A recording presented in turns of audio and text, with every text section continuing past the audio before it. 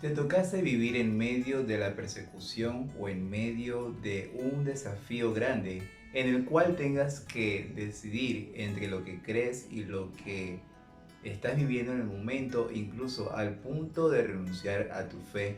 ¿Cuál sería la situación en la cual te plantarías y cómo la resolverías o incluso cómo harías frente a esta situación? Cerca de lo que fue el siglo primero, de aproximadamente el siglo primero, siglo segundo, la ciudad de Esmirna, hoy como parte también de lo que es Turquía, actualmente esta es una de las ciudades más influyentes de los primeros siglos, con una cantidad muy poblada de aquel tiempo y también reconocida por ser una ciudad comercial y como una de las ciudades estatales que eran muy leales a Roma. Dentro de las cosas que Esmirna practicaba era la adoración a otros dioses, entre la cual destacaba la diosa Cibeles. Habían otros dioses como los dioses del Golgorio, el dios de la prosperidad y otros dioses más que se adoraban dentro de esta ciudad. Pero, como decía la pregunta, ¿qué harías tú ante una situación en la que tu fe sea comprometida? ¿Usted quiere saber cuál fue la respuesta de Policarpo, uno de los padres de la iglesia? ¿Cómo él respondió ante el gran desafío? Que es aquí en el estudio de la lección de escuela sabática, la lección número 4, titulado Defendamos la verdad.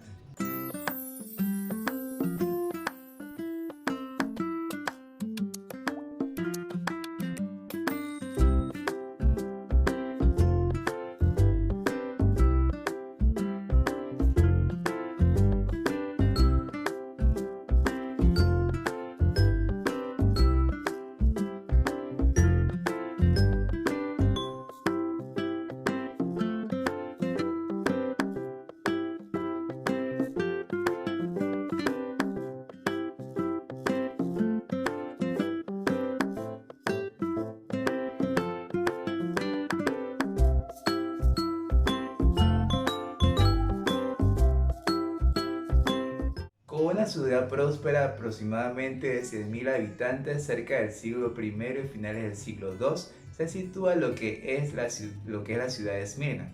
Esto nos lleva a un capítulo que está en el libro de Apocalipsis, el cual quiero que usted me acompañe. El libro de Apocalipsis, capítulo 2, el versículo 10. Leemos de la siguiente forma en el libro de Apocalipsis, capítulo 2, el versículo 10. No temas lo que has de padecer, el diablo echará a algunos de vosotros en la cárcel, para que seáis probados y tendréis tribulación por 10 días. Sé fiel hasta la muerte, y yo te daré la corona de la vida. Policarpo, uno de los discípulos que habían quedado dentro de lo que era la iglesia, que estaba establecida ya como la iglesia primitiva, discípulo del apóstol Juan, había dicho entonces que a sus 86 años de edad, si el Señor no le había fallado en nada, ¿cómo él sería capaz de negar a Dios y hablar tan mal del que le había ya hecho pues, mucha misericordia en su vida? Esta fue la respuesta mientras se quemaba este fiel discípulo de Jesús cuando se negó a prender incienso a una de las deidades paganas. La iglesia de Esmirna fue una de las iglesias de la cual el Señor Jesús no le manda ninguna reprensión, como a diferencia de otras iglesias que pues tenían algunos defectos, pero que dentro de ese defecto Dios también les manda un mensaje de esperanza y de avivamiento en sus vidas. La iglesia de Esmirna es una de las iglesias que pasó un periodo muy pero muy difícil. Dice la Biblia que por un periodo aproximado de 10 años, tal como lo vimos en el estudio anterior, la iglesia estuvo perseguida por los emperadores romanos. Ahora, no solamente estamos hablando de lo que era la iglesia de Esmirna. En la iglesia de Esmirna era un desafío que luego iba a ser como ejemplo y reflejo para las personas que más adelante se levantarían con la verdad, a levantar aquellos principios que la palabra de Dios enseña. Ahora, podemos encontrar en el libro de San Juan capítulo 3, versos 14 y 15 lo siguiente: como Moisés levantó la serpiente en el desierto, así es necesario que el Hijo del Hombre sea levantado para que todo el que crea en él no se pierda, sino que tenga vida eterna. En este versículo es claro y podemos ver entonces que cuando Jesús iba a dar su vida por cada uno de nosotros, así como el episodio de la serpiente en el desierto que fue levantada para que todo aquel que mirase esa serpiente simbólica pudiese ser sanado. De la misma forma Jesús sería levantado en la cruz para que cada uno de nosotros que viésemos no una forma visible, pero a través de la fe, a través de lo que Dios ha revelado en su palabra, pudiésemos entonces entender que es a través de Jesucristo que hay vida eterna. El único fundamento que nos da esa seguridad, esa gran certeza e incluso ese gran sentido del por qué vivir es la muerte de Jesús y también su resurrección, la cual nos da vida eterna. Ahora, nota que el pueblo de Dios no iba a pasar un momento tan agradable que digamos, porque si bien es cierto la semana pasada estuvimos, o mejor dicho, lo que fue el repaso general que hice recientemente, vimos de que dentro de la iglesia se entraron algunos desafíos de forma o de tipo teológico, el cual se desvirtuaría muchas de las verdades que los discípulos habían enseñado, y tal como lo vimos también en el tiempo del apóstol Pablo, según lo que escribe la carta a los tesalonicenses y también el libro de Hechos en el capítulo 20, iban a entrar algunos lobos rapaces que no perdonarían el rebaño del Señor. Entonces vemos que es dentro de esta época en la que la iglesia de los primeros siglos, luego del año 313, porque como estuvimos viendo, hay una conversión supuesta del emperador Constantino, y el cual empezó a introducir falsas enseñanzas al seno de la iglesia. La iglesia que una vez profesó ser una iglesia pura, obediente y fiel a los principios de Dios, fue apartándose poco a poco, de forma paulatina, de las verdades sencillas del Evangelio. Es dentro entonces de esta época en la cual podemos ver entonces que la iglesia, en vez de ser despierta por la verdad, se sume dentro de lo que es las tinieblas y lo que es un letargo espiritual que los lleva a la oscuridad y a la ignorancia de las escrituras. La Biblia ya había anticipado esto de forma profética. Vámonos al libro de Daniel en el capítulo 7, el libro de Daniel capítulo 7, en los versículos 23 al 25 logramos encontrar la siguiente declaración. Dijo así: la cuarta bestia será un cuarto reino en la tierra, el cual será diferente de todos los otros reinos, y a toda la tierra devorará, trillará y despedazará. Los 10 cuernos significan que de aquel reino se levantarán 10 reyes, y tras ellos se levantará otro, el cual será diferente de los primeros y derribará a 3 reyes. Hablará palabras contra el Altísimo, a los santos del Altísimo quebrantará, y pensará en cambiar los tiempos y la ley, y serán entregados en sus manos hasta tiempos y medio tiempo. Ahora, si hacemos una lectura un poco así superficial, dirá usted, pero eso de bestia, de tiempo y medio tiempo, ¿eso qué será? La Biblia responde claramente en el versículo 23 que la cuarta bestia será un cuarto reino en la tierra.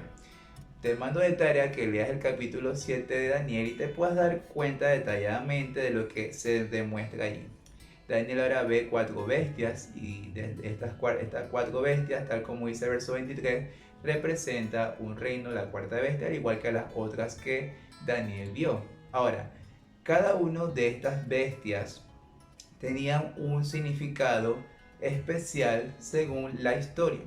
Los historiadores sitúan que por lo menos dentro de lo que fue el desarrollo de los imperios mundiales está el imperio babilónico, el imperio de los medos y los persas, el imperio de los griegos y el imperio romano, cuarto reino, como lo dice Daniel 7:23. Ahora, a diferencia de los otros reinos que estuvieron antes de Roma, Roma se caracterizaría por ser un imperio que dice aquí algunos atributos especiales: devorará, trillará y despedazará.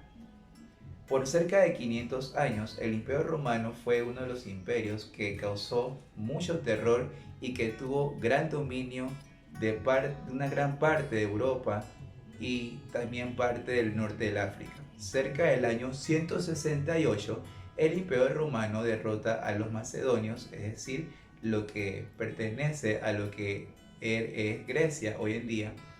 Y luego entonces del 168 hasta el año 476, el Imperio Romano prevaleció como ese cuarto reino que la profecía bíblica indicaría.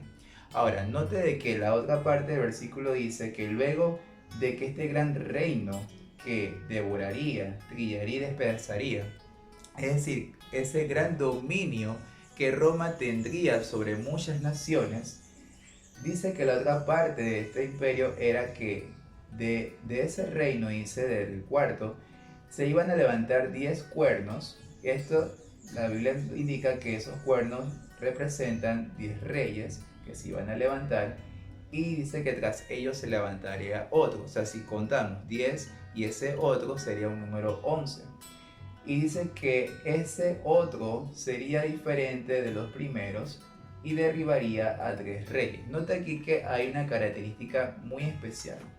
Si nosotros vamos a la Biblia, en el libro de Apocalipsis capítulo 12, si nos vamos a Apocalipsis capítulo 12, en el versículo 6, vamos rápidamente a Apocalipsis 12, capítulo 12, el versículo 6 y el versículo 14. La semana pasada, recuerden que estuvimos hablando del gran conflicto que se dio, el dragón y todo lo demás, pero noten que el versículo 6 dice: la mujer huyó al desierto, donde tenía un lugar preparado por Dios para ser sustentada allí por 1260 días. El versículo 14 dice: pero se le dieron a la mujer las 2 alas de la gran águila, para que volara delante de la serpiente al desierto, a su lugar donde es sustentada por un tiempo, tiempos y la mitad de un tiempo. Ahora, nota aquí que la misma repetición, la misma secuencia de los números, en un sentido, tanto en Daniel como en Apocalipsis, es repetitivo. En el capítulo 7 de Daniel, en el versículo 25, la última parte dice: tiempos, tiempos y la mitad de un tiempo.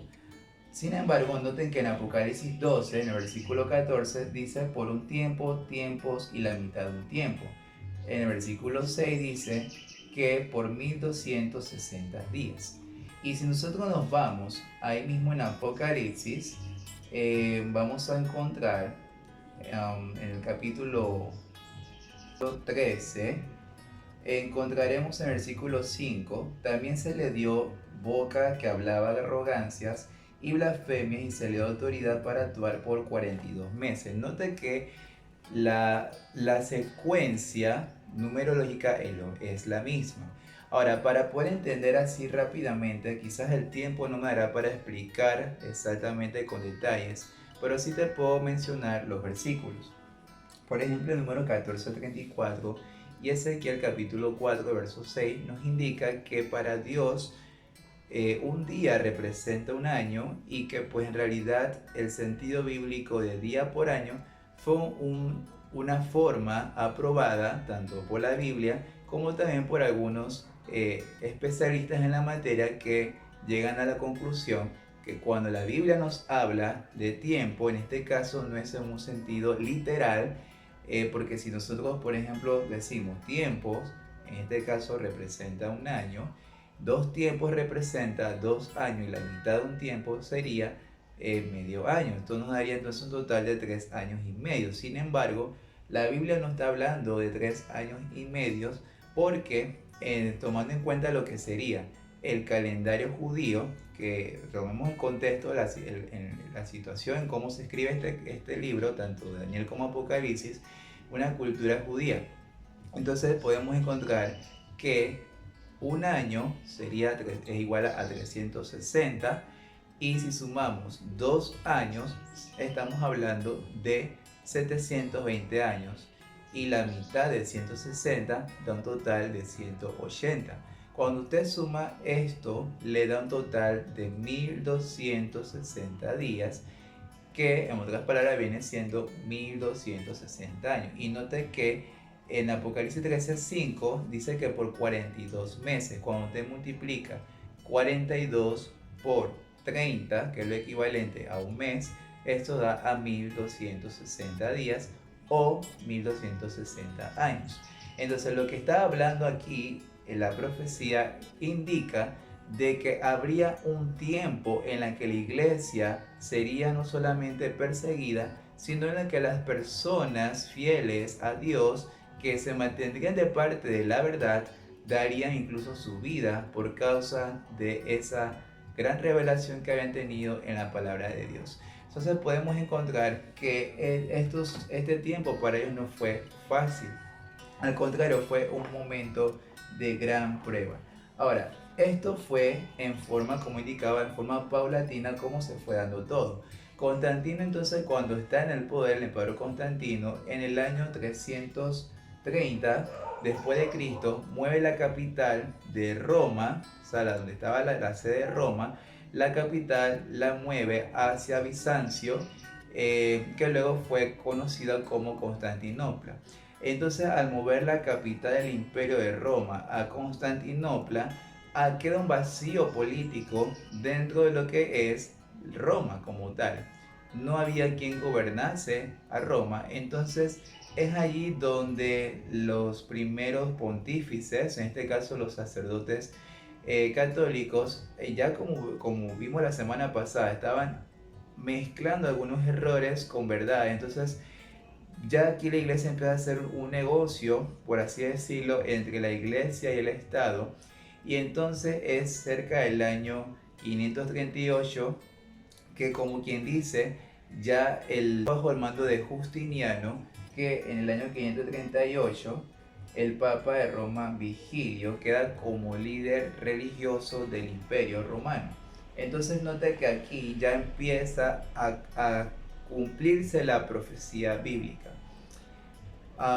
Y vemos aquí entonces que dentro de este periodo del año 538, y si sumamos 1260 años, esto nos lleva hasta el año 1798, que es el 20 de febrero del año 1798, cuando el Papa que estaba en este caso en el poder, el Papa Pío, es llevado exiliado por Berthier a lo que es Francia. En este caso Napoleón lo manda a apresar y entonces muere exiliado, y pues como quien dice el poder del obispo de Roma es como quien dice pausado. Ahora nota aquí que esta parte de la historia, ¿verdad?, que nos habla fue un momento en el que dice ahí también la mujer le fue dada 2 alas de águila. Esto representa en la palabra de Dios las alas de águila. Nos recuerda a lo que dice Éxodo 19, que Dios nos cobija con sus alas, ¿verdad? Y que es un símbolo de la protección divina, un símbolo en el cual Dios puede cuidar a su pueblo cuando está bajo esa obediencia que tienen a Dios. Y la iglesia, en este caso, que se mantenía fiel a Dios, el corto remanente o el corto grupo que se quedó de parte de la verdad, tuvo que huir a lugares desolados. La Biblia nos habla, por ejemplo, si vamos a Hebreos capítulo 11, quiero buscar rápidamente el libro de Hebreos. En el capítulo 11 vamos a encontrarnos que fueron momentos muy duros para la iglesia que se mantuvo fiel. Hebreos capítulo 11, versículo 36 dice, otros, del 36 al 39 dice, otros experimentaron oprobios, azotes y además de esto prisiones y cárceles. Fueron apedreados, aserrados, puestos a prueba, muertos a filo de espada. Anduvieron de acá para allá, cubiertos de pieles de ovejas y de cabras, pobres, angustiados, maltratados. Estos hombres de los cuales el mundo no era digno, anduvieron errantes por los desiertos, por los montes, por las cuevas y por las cavernas de la tierra. Pero ninguno de ellos, aunque alcanzaron buen testimonio mediante la fe, recibió lo prometido. En el momento no recibieron la herencia de esa vida eterna, ¿verdad? Porque están reposando en las tumbas, pero murieron con la fe y la certeza de que han de ser resucitados y que van a vivir con Dios, no solamente por un momento, sino que por toda la eternidad. Ahora, esto abre un compás a lo que entonces vendría siendo la gran solicitud que Judas, antes que pasara este periodo del año 538, si nosotros vamos antes de eso a Judas capítulo 1, el versículo 3 y 4, ya en tiempo de Judas, habían algunas enseñanzas que se estaban introduciendo dentro del seno de la iglesia primitiva. Como quien dice, la iglesia estaba en camino en esa apostasía gradual. Y es lo que yo mencionaba en el repaso anterior, que Satanás siempre obra de una forma en la cual usted no se dé cuenta. El veneno, cuando es tirado de poco a poco, usted no se percata hasta que ya luego su cuerpo está dañado por el veneno. Entonces, en la iglesia poco a poco fueron entrando herejías, fueron entrando falsas doctrinas, algunos sofismas o medias verdades. Entonces vemos aquí de que ya en los tiempos de Judas, vemos aquí claramente que eso estaba atacando a la iglesia. Dice Judas 1, 3 y 4, amados, por el gran deseo que tenía de escribiros acerca de nuestra común salvación, me ha sido necesario escribiros para exhortaros a que contendáis ardientemente por la fe que ha sido una vez dada a los santos, porque algunos hombres han entrado encubiertamente, los que desde antes habían sido destinados para esta condenación, hombres impíos que convierten en libertinaje la gracia de nuestro Dios y niegan a Dios, el único soberano, y a nuestro Señor Jesucristo. En esta época de la primera comunidad apostólica, había algunas enseñanzas que negaban la divinidad de Cristo, estos movimientos gnósticos que ellos decían que el cuerpo era materia y que realmente había que concentrarse en lo que era la parte espiritual, y tenían una mezcla toda extraña, pero la principal enseñanza era de que Jesús no había venido en carne. Entonces, por eso el apóstol Juan escribe en sus cartas, en primera de Juan, segunda de Juan, escribe de que ya el anticristo estaba operando y que cuando nosotros negamos a Jesús, formamos parte del anticristo. Entonces, note que ya el anticristo venía levantándose a finales ya de lo que era, bueno, a finales o antes del primer siglo, pero sí, finalizando, esa era antes del primer siglo y también al comienzo de los primeros siglos. Entonces, aquí hay un gran desafío porque en realidad la verdad parecía que iba a ser eclipsada. Sin embargo, como mencioné hace un momento de la corona de la vida, aquí hay una parte que me gustó mucho. La corona de la vida inspira a estos fieles creyentes. La corona de la vida siempre motiva a los creyentes en circunstancias difíciles. Inspiró a los valdenses, que va a ser una de las personas que vamos a tocar rápidamente en nuestro estudio. En medio del dolor y la persecución, ellos sabían que un día verían a Jesús y vivirían con Él para siempre. Entonces vemos aquí de que a pesar de las dificultades, a pesar de que era la vida de ellos o renunciar a lo que habían aprendido, fueron personas muy fieles que se mantuvieron de parte de la verdad. No les importó dar sus vidas porque ellos estaban convencidos que para ellos era un honor morir por Cristo, porque ya ellos habían sido salvados por la gracia de Dios. Ahora, note aquí otro punto muy interesante que quiero destacar, y es en cuanto cómo nosotros actuamos ante el momento de dificultad. ¿Será que tenemos ese valor para permanecer firmes? Mira lo que dice el libro de Apocalipsis, capítulo 3. Vamos rápidamente a Apocalipsis, capítulo 3. El versículo 11 dice de la siguiente forma: vengo pronto, retén lo que tienes, para que ninguno tome tu corona. Nota aquí que el mensaje de la corona es como muy repetitivo. Por ahora, cuando se repite un mensaje es porque es de gran importancia, entonces no solamente para las personas de esa época, sino también para nosotros hoy. Entonces aquí note que una de las características distintivas de los valdenses y de cada uno de los reformadores era su absoluta lealtad a Dios, su obediencia a la autoridad de la Escritura y su compromiso con la supremacía de Cristo, no del papado. Su mente estaba saturada de historias de fe y coraje del Nuevo Testamento. En lugar de someterse a las tradiciones de la Iglesia romana, estos hombres y mujeres de fe tuvieron el valor de defender las verdades de la palabra de Dios.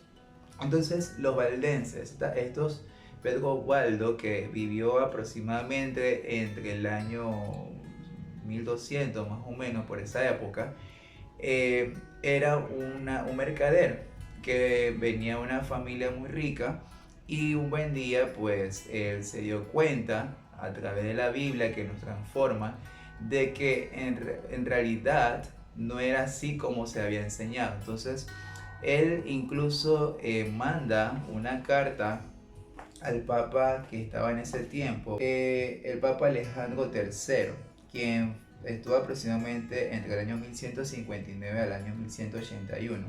Entonces, dice que este Papa, Alejandro III, en cierta forma vio correcto, vio bueno, ¿verdad? Pero no le he visto así de decir, bueno, funde una orden en cuanto a la pobreza y predicar la palabra de Dios, sino que dice que luego, en el año 1181-1185, el Papa Lucio III dice que ahora le prohíbe predicar a Pedro Baldo y a que se funde esta orden religiosa.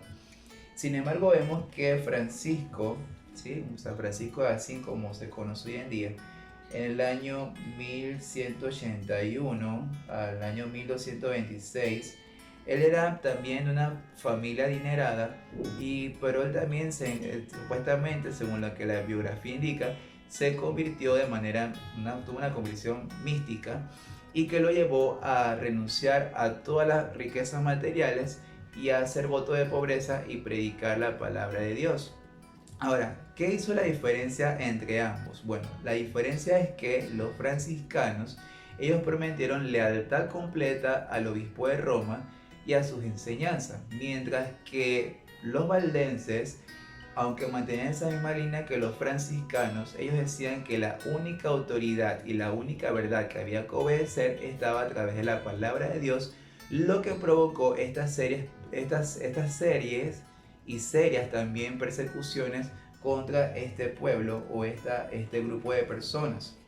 Ahora, estas personas que se encontraban hacia lo que era el norte de Italia y también lo que era en la parte pegada a Francia, eran personas que pues, si bien es cierto, ellos no eran cualquiera, sino que ellos realmente tenían una educación, porque dice ahí que pues, venían de familias adineradas, pero que fueron personas que se dieron cuenta de lo que la palabra de Dios indica.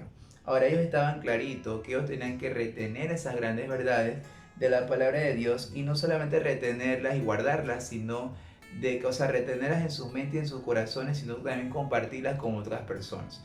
Fueron momentos muy difíciles en los cuales incluso dice que como ese tiempo no existía un chat GPT o el WhatsApp o la computadora, eran momentos en los cuales incluso ellos tenían que memorizar grandes porciones de las escrituras y también dice de que ellos también tenían, en este caso, que copiar, ¿verdad? Y guardar en una forma especial en sus ropas. Estos jóvenes incluso que iban en las grandes universidades en las cuales estudiaban y compartir, guiados por la ayuda del Espíritu Santo, compartir estas porciones de la Biblia a otras personas que no conocían o que estaban deseosas de saber de la palabra de Dios. No fueron momentos fáciles para ellos, sin embargo, aunque les costó la vida misma, ellos se mantuvieron de parte de la verdad.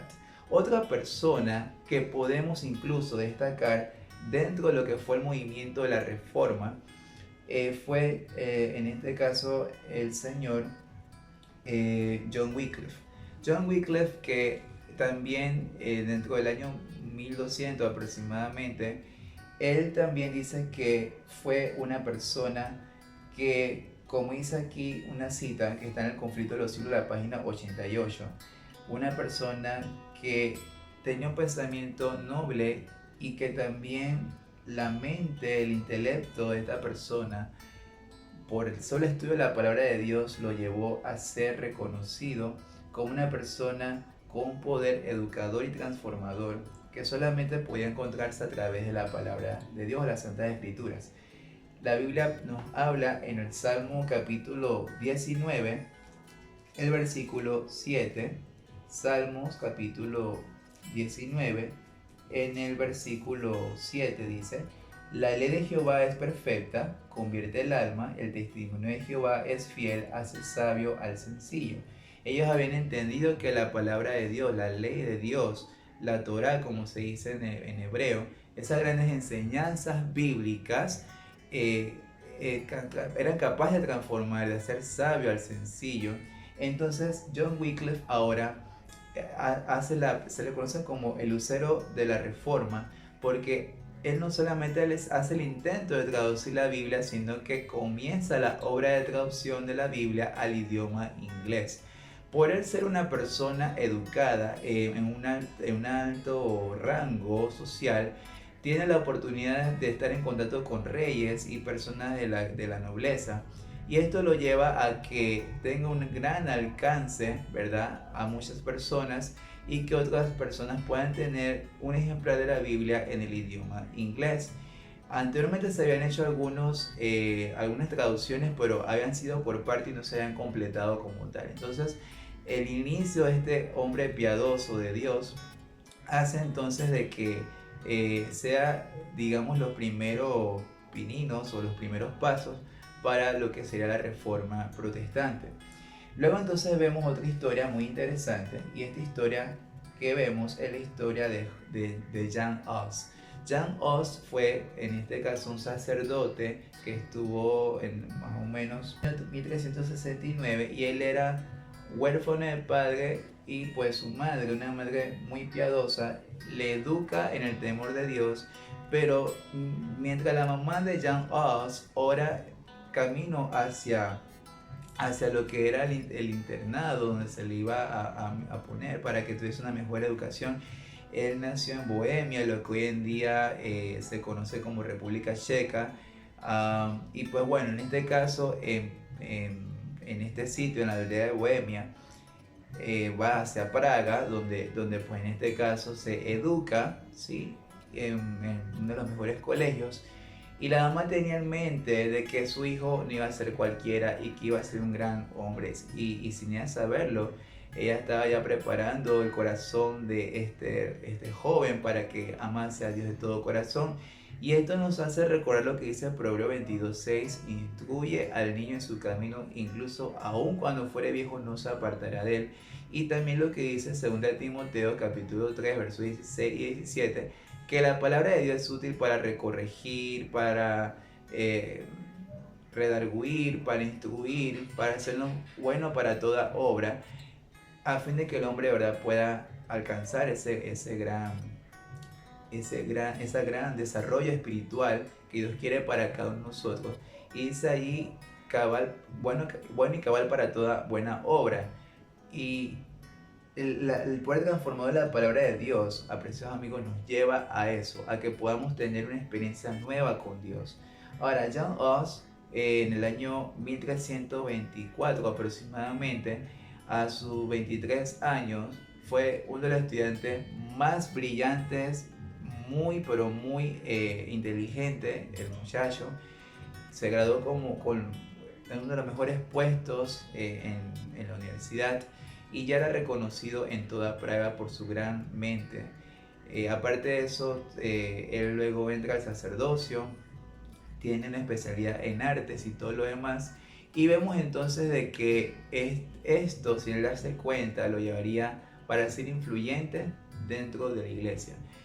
Cuando él se encuentra con la palabra de Dios también, él empieza a ver cómo los sacerdotes de esa época vivían en la opulencia, en la vanagloria, vivían en tanta opulencia, y él solo indignó porque él decía, pero si de esta forma el Señor Jesús no vivió, ¿cómo es que ahora estos que dicen ser representantes de Cristo van a vivir de esta forma? Y miren que él escribió una carta. Este extracto de esta carta se encuentra en el libro Conflicto de los Siglos, la página 99, dice lo siguiente: en otra carta que escribiera un sacerdote que se había convertido al Evangelio, Hus habló con profunda humildad de sus propios errores, acusándose de haber sido afecto a llevar hermosos trajes y de haber desperdiciado horas en ocupaciones frívolas.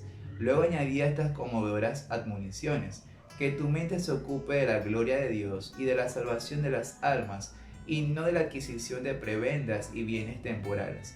Cuida de no adornar tu casa más que tu alma y sobre todo cuida el edificio espiritual. Sé piadoso y humilde con los pobres y no consumas tu dinero en banquetes. Si no corriges tu vida y te abstienes de superfluidades, temo que serás severamente castigado como yo lo soy. Entonces nota aquí que el sentir de John Oz era que la iglesia se volviese una iglesia más humilde y que se apegara a la palabra de Dios. Algo que tenían en común estos primeros reformadores es que ellos se encontraron con la palabra de Dios, que es capaz de transformar, que es capaz de hacer milagros en nuestras vidas, y lo más importante, se encontraron con un Dios no severo, un Dios que está ahí capaz de, apenas nos portamos mal, de darnos con el látigo. No hubiera un Dios severo, un Dios tirano, sino al contrario, un Dios de gracia, un Dios de amor, un Dios de poder, un Dios que puede hacer grandes maravillas. Apreciados amigos, estos reformadores tuvieron un encuentro con Dios cercano y hoy también nosotros podemos tener la misma experiencia de los reformadores. Yo quiero, para ir terminando, compartir de lo que dice Primera de Juan, capítulo 5.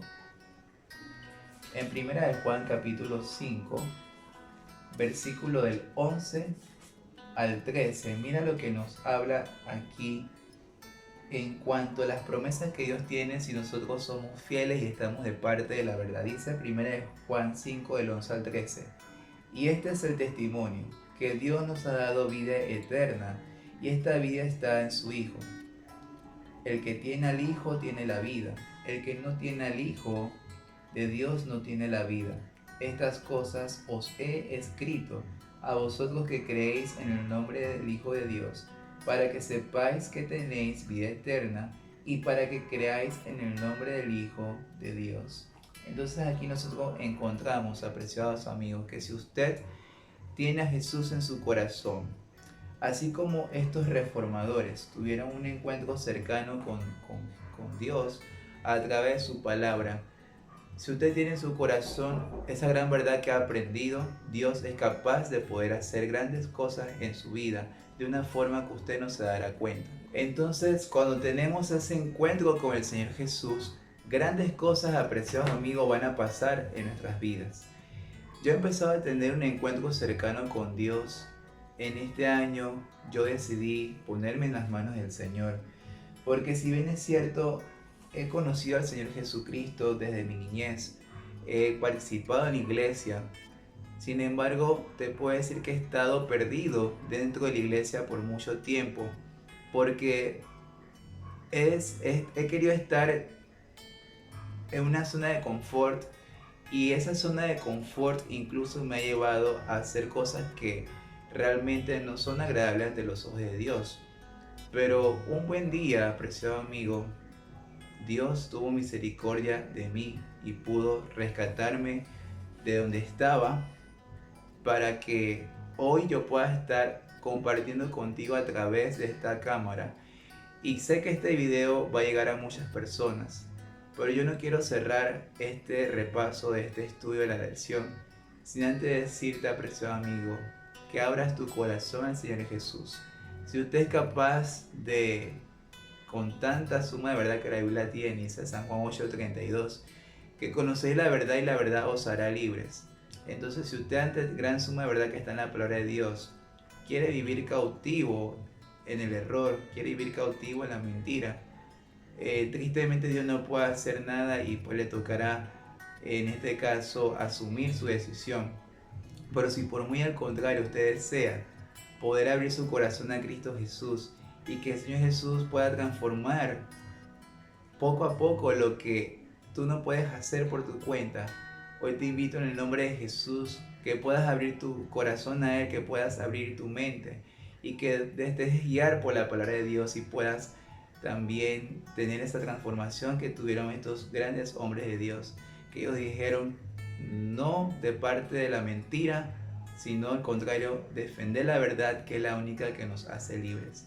Yo quiero tener una oración contigo en estos momentos para que usted pueda también experimentar esa gran salvación que Dios nos ha prometido a cada uno de nosotros y poder ser partícipes día con día de este poder vivificante que únicamente es a través de Jesucristo. Oremos.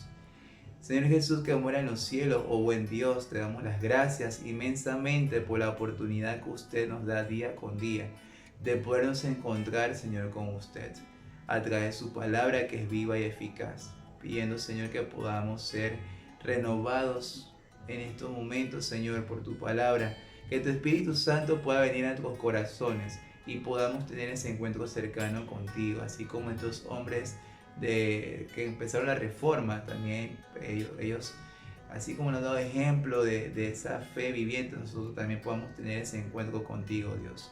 Gracias, oh Padre, por su amor, por su gracia y su poder. Quédate con nosotros, oh Dios, cada día, en el nombre de Jesús. Amén. Gracias, amigos, por este espacio que han tomado para hacer este repaso, recordándoles que por favor se puedan suscribir al canal de YouTube que ahí aparece, Our Hope Channel, tu canal con un mensaje de esperanza, y nos estaremos viendo próximamente con una grabación más de nuestro estudio de la palabra de Dios. Que Dios te bendiga y te guarde, es mi mayor anhelo y deseo. Bendición.